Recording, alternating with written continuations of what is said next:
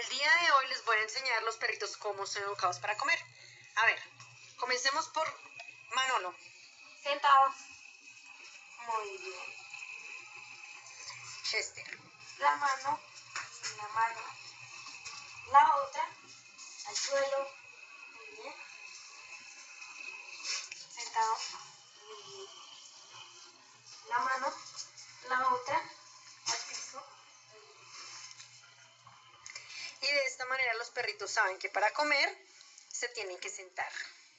Niños, sentado, sentados, sentado, sentado. Muy bien, aquí, despídanse. ¡Chao!